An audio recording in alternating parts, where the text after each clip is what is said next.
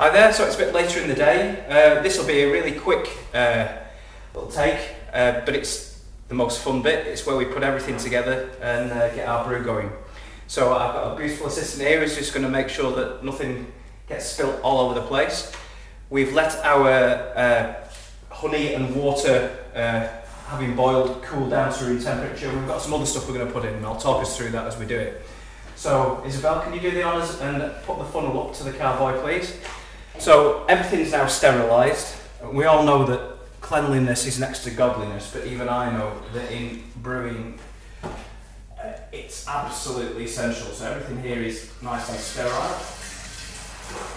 You can see that I've left whatever scum there was on the honey and water mix on. I don't think it does any harm.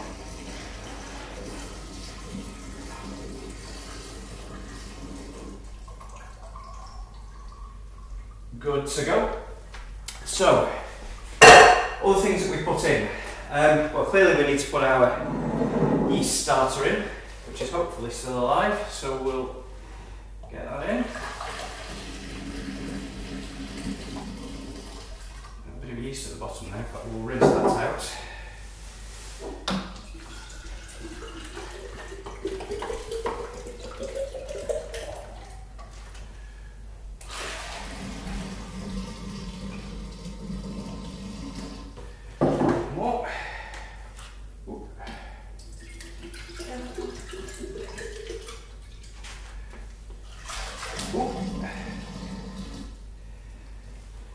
Right, so we've got our yeast starter in there.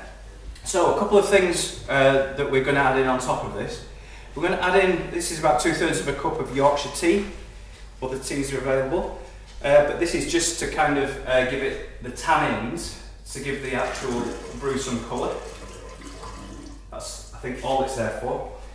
And I've also got about 1.5 lemons worth of lemon juice. So this has obviously got citric acid in. I don't know, I don't make wine, but I understand that citric acid, amongst other acids, is often added into wine to improve the quality.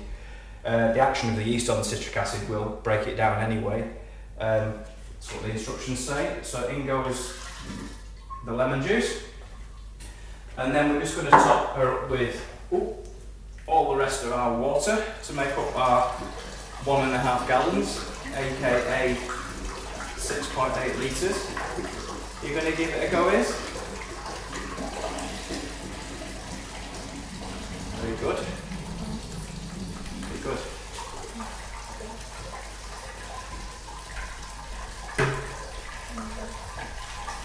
And then, just as we come to the end of adding the water in, there's one last thing that we are going to put in, which is, as I mentioned on the previous video, some yeast nutrient.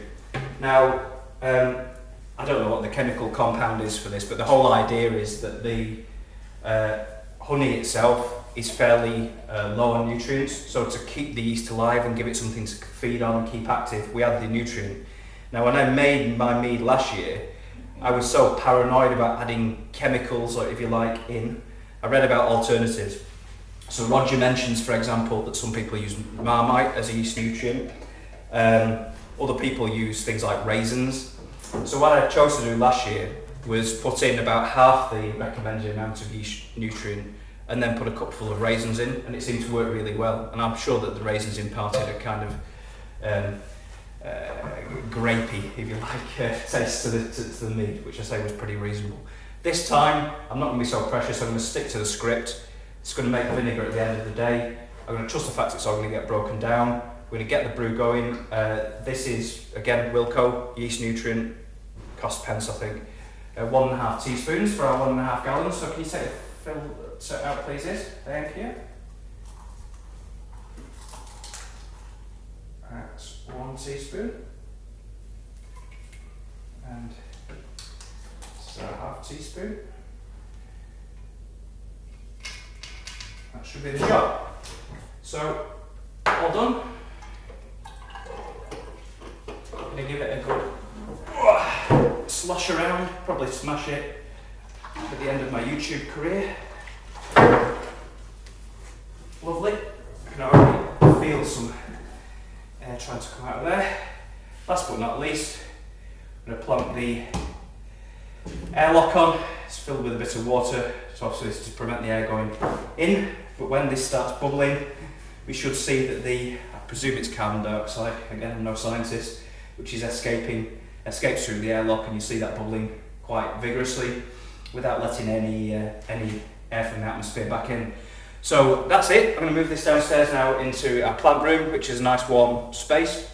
I'm going on the airplane tonight, so it'll be what it'll be. But when I'm back in 3 days' time, we'll come back, we'll have a look to see how it's fermenting. And then I think we'll probably talk about the other side of the equation. So whilst we're leaving that fermenting, we can talk about the acetic acid bacteria and how we're going to get the other side of the equation going as well. So thanks for watching, and I'll catch you in a couple of days. Thank you.